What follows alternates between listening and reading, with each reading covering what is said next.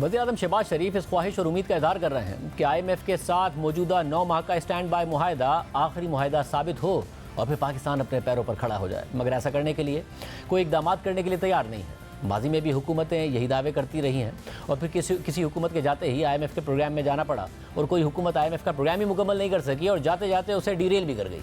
मौजूदा हुकूमत ने IMF को मुतमईन करने के लिए मुतअद्दिद इक़दाम किए।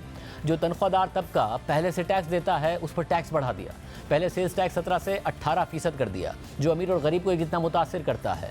पहले से टैक्स देने वाले इदारों पर टैक्स का और बोझ डाल दिया। मगर ज़राअत, कंस्ट्रक्शन और रिटेल सेक्टर की आमदनी पर उसी तरह टैक्स लगाने को हुकूमत तैयार नहीं है। फिर खबर आई कि IMF की शराइत के तहत एग्रीकल्चर और कंस्ट्रक्शन सेक्टर की आमदनी पर भी टैक्स लगेगा। मगर आज वज़ीर ख़जाना इसहाक़ डार ने इसे अफवाह करार दे दिया और साफ इनकार कर दिया।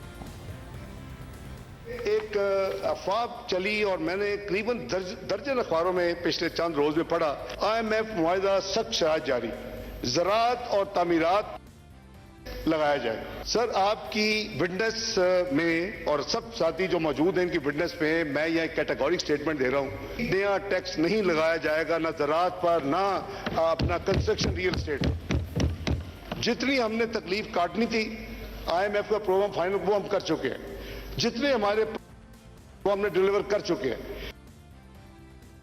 अब दिलचस्प बात यह है कि खुद वज़ीर ख़जाना ने लेटर ऑफ इंटेंट में IMF को लिख कर दिया है और फिर IMF ने अपनी रिपोर्ट में लिखा है कि पाकिस्तान इस माली साल में 401 अरब रुपए का प्राइमरी सरप्लस देगा और उसके लिए इक़दाम किए जाएंगे।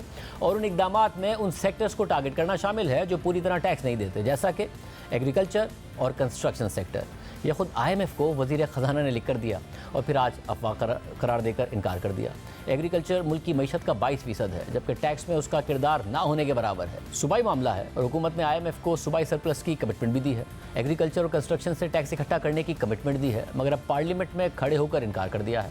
गरीब किसान पर टैक्स ना लगाइए, मगर सूबों के साथ बैठकर बड़े ज़मींदारों को तो आमदनी पर पूरी तरह टैक्स देने पर मजबूर कीजिए और कंस्ट्रक्शन और रिटेल सेक्टर को भी उसी तरह टैक्स रेट में लाइए। वरना मुल्क को अपने पांव पर खड़ा करने के दावे मत कीजिए, क्योंकि पाकिस्तान का टैक्स टू GDP तकरीबन 9.5% है और भारत का 17%, यहाँ तक कि नेपाल का 18% है। ऐसे चलेगा तो मुल्क कैसे चलेगा और कैसे अपने पांव पर खड़ा होगा।